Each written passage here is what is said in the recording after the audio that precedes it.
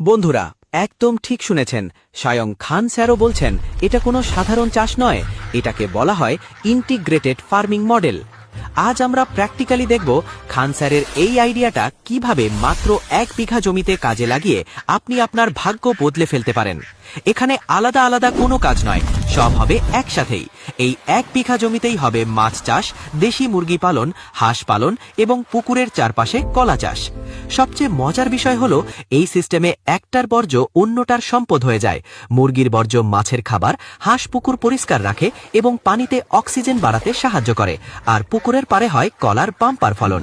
বন্ধুরা, আমরা যে মডেলটা নিয়ে কথা বলছি তার নাম দিয়েছি সেফটি ফর অ্যাগ্রো মডেল। ঠিকভাবে এই মডেলটি করলে বছরে 6 থেকে 7 লাখ টাকা পর্যন্ত আয় করা সম্ভব। চলুন ধাপে ধাপে দেখে নিই কিভাবে আপনার এই 1 বিঘা জমিকে আপনি আস্ত একটা টাকার মেশিনে পরিণত করবেন। তবে তার আগে চ্যানেলে নতুন হয়ে থাকলে সবুজ গার্ডেনকে এখনই সাবস্ক্রাইব করে নিন। বন্ধুরা, এবার প্র্যাকটিক্যালি এই মডেলের প্রথম ধাপে চলে যাই, আর তা হল বিজ্ঞানসম্মতভাবে পুকুর খনন এবং সঠিক নিয়মে মাছ ছাড়া। আপনার 1 বিঘা অর্থাৎ প্রায় 33 শতক জমির পুরোটা জুড়েই কিন্তু পুকুর কাটলে চলবে না।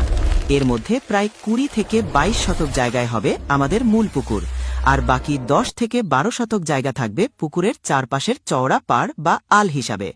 মনে রাখবেন, এই পাড়টাই কিন্তু আমাদের আয়ের আরেকটা বড় রাস্তা, কারণ এখানেই হবে কলা চাষ এবং অন্যান্য কার্যক্রম। এবার আসি পুকুরের গভীরতার কথায়। পুকুরটি কাটতে হবে মোটামুটি 5 থেকে 6 ফুট গভীর করে।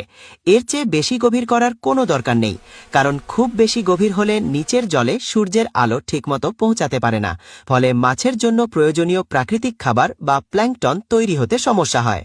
পুকুর কাটার সময় আরেকটি গুরুত্বপূর্ণ বিষয় মাথায় রাখতে হবে।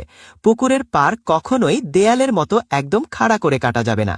পাড় কাটতে হবে ঢালু করে, অর্থাৎ ওপরের দিকটা একটু চওড়া হবে এবং নিচের দিকে ধীরে ধীরে ঢালু হয়ে নামবে। এতে বর্ষাকালে পাড় ধসে পড়ার সম্ভাবনা কমে যায়।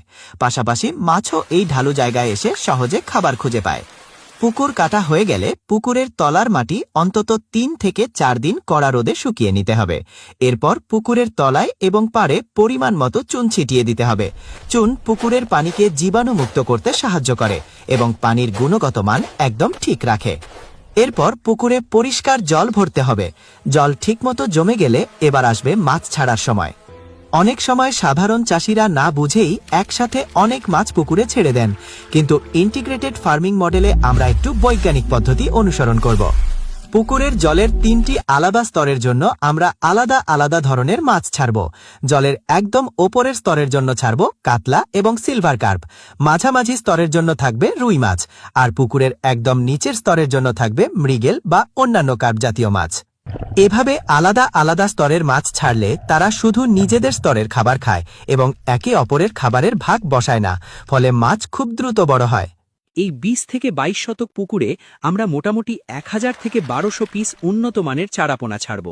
বাজারে সাধারণত এই চারাপোনার দাম সাইজ অনুযায়ী প্রতি পিস 2 থেকে 3 টাকার মতো হয়ে থাকে। অর্থাৎ সব মিলিয়ে মাছের চারা কিনতে আপনার মোটামুটি 2.5 থেকে 3000 টাকার মতো খরচ হবে। সঠিকভাবে পরিচর্যা করা হলে মাত্র 6 থেকে 7 মাসের মধ্যেই এই মাছগুলো ভালো ওজনে পৌঁছে যায়। অনেক ক্ষেত্রেই এক একটি মাছ 1 থেকে 1.5 কিলো পর্যন্ত ওজনের হয়ে থাকে। তখন এই পুকুর থেকেই কয়েক কুইন্টাল মাছ উৎপাদন করা সম্ভব, যা বাজারে বিক্রি করে একটা ভালো অঙ্কের আয় করা যায়। কিন্তু বন্ধুরা, এখানেই এই মডেলের আসল গল্প শেষ নয়, বরং এখান থেকে শুরু হচ্ছে ইন্টিগ্রেটেড ফার্মিংয়ের আসল ম্যাজিক। কারণ এখন আমরা দেখব এই পুকুরকে ঘিরেই কিভাবে শুরু হবে দেশি মুরগি পালন এবং হাঁস পালন, যেগুলো মাছ চাষের খরচ কমিয়ে আপনার লাভকে কয়েক গুণ বাড়িয়ে দেবে। এবার বন্ধুরা, আমরা দেখব পুকুরের উপরে কিভাবে মুরগির শেড বা ঘর তৈরি করতে হয়। পুকুরের পাড় থেকে একটু ভেতরের দিকে জলের উপরে বাঁশ, কাঠ বা লোহার অ্যাঙ্গেল দিয়ে একটা মজবুত মাচা বা শেড বানাতে হবে। এই শেড বা ঘরের সবচেয়ে জরুরি বিষয় হলো এর মেঝে। মেঝেতে কোনো বাঁশের চাটাই, তক্তা বা নিরেট কিছু দেওয়া যাবে না। এর বদলে ব্যবহার করতে হবে শক্ত তারের জালি বা মোটা প্লাস্টিকের নেট। কেন এই জালি দেওয়া হচ্ছে? কারণ এই ঘরে আমরা যে 300 থেকে 400টি দেশি মুরগি বা সোনালী মুরগি পালন করব, তাদের মল বা বিষ্ঠা যেন শেডে আটকে না থেকে সরাসরি নিচের পুকুরের জলে গিয়ে পড়ে। মাছ খুব দ্রুত বড় হওয়ার জন্য প্রচুর পুষ্টি বা হাই প্রোটিনের দরকার হয়।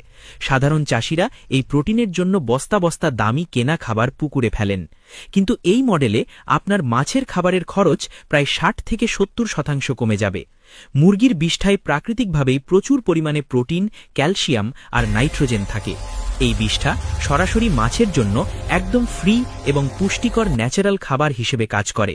ঠিক তেমনি জলের সাথে মিশে পুকুরে প্রচুর প্রাকৃতিক খাবার বা সবুজ প্ল্যাঙ্কটন তৈরি করে। যে মাছ শুধু কেনা খাবার খেয়ে বড় হতে 6-7 মাস সময় নেয়, এই মুরগির বিষ্ঠা খেয়ে সেটা 5 মাসেই 1 থেকে 1.5 কিলো ওজনের হয়ে যায়।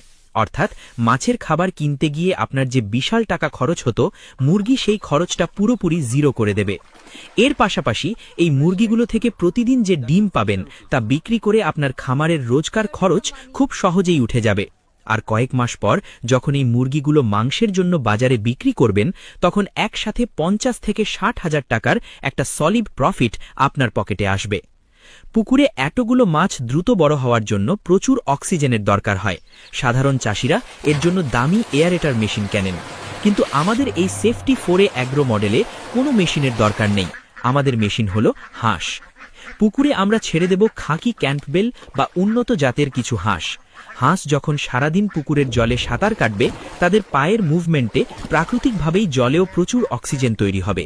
সাথে জলের ক্ষতিকারক পোকামাকড়, শামুক বা ঝিনুকগুলো হাঁস খেয়ে নেবে। ফলে পুকুরের জল থাকবে একদম পরিষ্কার এবং মাছ থাকবে রোগমুক্ত। এর পাশাপাশি হাঁস যখন সারাদিন পুকুরে ঘুরে বেড়াবে বা সাঁতার কাটবে, তখন তাদের মল বা বিষ্ঠাও সরাসরি পুকুরের জলে মিশে মাছের জন্য চমৎকার একটা প্রাকৃতিক খাবারের উৎস হয়ে উঠবে। অর্থাৎ মুরগির পাশাপাশি হাঁসও আপনার মাছের খাবারের খরচ কমাতে দারুণ সাহায্য করবে। তবে হাঁসের জন্য পুকুরের পাড়ে বা জলের উপরে একটা ছোট শেড বা ঘর বানিয়ে দিতে হবে, যাতে তারা রাতে নিরাপদে থাকতে পারে। এই হাঁসগুলো পুকুরে শুধু যে অক্সিজেন দেয় বা মাছের খাবার যোগায় তা নয়, খাকি ক্যাম্পবেল জাতের হাঁস কিন্তু প্রচুর ডিমও দেয়। মুরগির পাশাপাশি প্রতিদিন এই হাঁসের ডিম বাজারে বিক্রি করেও আপনার হাতে ভালো একটা এক্সট্রা ক্যাশ টাকা আসবে।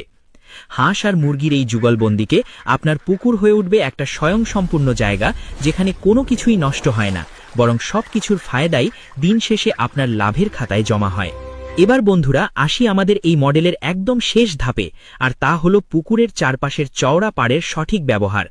মনে রাখবেন, আমাদের এই মডেলে পাড়ের 1 ইঞ্চি জায়গাও ফাঁকা রাখা যাবে না। পুকুরের চারপাশের পুরো পাড় জুড়ে লাগাতে হবে কলা গাছ। আপনারা নিশ্চয়ই জানেন, কলা গাছের প্রচুর জলের দরকার হয়, আর পুকুরের ঠিক ধারে থাকায় সেই জলের সমস্যা অনেকটাই প্রাকৃতিকভাবেই মিটে যায়। ফলে গাছ দ্রুত বড় হয় এবং ফলনও ভালো হয়। শুধু ফলনই নয়, এর পেছনে একটা বড় বিজ্ঞানসম্মত কারণও রয়েছে। অনেক সময় শত্রুতাবশত কেউ পুকুরে বিষ দিয়ে দেয়। এমন বিপদের দিনে এই কলা গাছই আপনার ত্রাতা হতে পারে। কলার কাণ্ড বা থোড় ছোট ছোট টুকরো করে জলে ফেলে দিলে তা প্রাকৃতিক ফিল্টার বা বায়ো অ্যাবজর্বেন্ট হিসেবে কাজ করে। কলার কাণ্ডের ভেতরের অংশ খুব দ্রুত জলের ক্ষতিকারক রাসায়নিক ও বিষাক্ত পদার্থকে শুষে নেয়, ফলে আপনার স্বাদের মাছগুলোর প্রাণ বেঁচে যায়। এর পাশাপাশি আপনি চাইলে কলা গাছের ফাঁকে ফাঁকে মাচা করে লাউ বা শশাও চাষ করতে পারেন। এতে একই জমি থেকে আরও অতিরিক্ত আয় করা সম্ভব। এখন বন্ধুরা একবার পুরো হিসাবটা কল্পনা করে দেখুন। একদিকে পুকুরে মাছ চাষ চলছে, পুকুরের উপরের শেডে মুরগি পালন হচ্ছে, পুকুরে হাঁস সাঁতার কাটছে, আর চারপাশের পাড় জুড়ে হচ্ছে কলা, লাউ ও শশার চাষ। প্রতিদিন মুরগি আর হাঁসের ডিম বিক্রি করে খামারের দৈনন্দিন অনেক খরচই উঠে যেতে পারে। আর যখন 6 থেকে 7 মাস পর পুকুর থেকে কয়েক কুইন্টাল মাছ, একসাথে অনেকগুলো মুরগি ও হাঁস আর পাড় থেকে কলার ভালো ফলন বিক্রি করবেন, তখন এইমাত্র 1 বিঘা জমি থেকেই বছরে বড় অঙ্কের আয় করা সম্ভব। এই কারণেই ইন্টিগ্রেটেড ফার্মিংকে অনেকেই ভবিষ্যতের স্মার্ট কৃষি পদ্ধতি বলে থাকেন। বন্ধুরা, আজকের এই মডেলটি আপনাদের কেমন লাগলো অবশ্যই কমেন্ট করে জানান।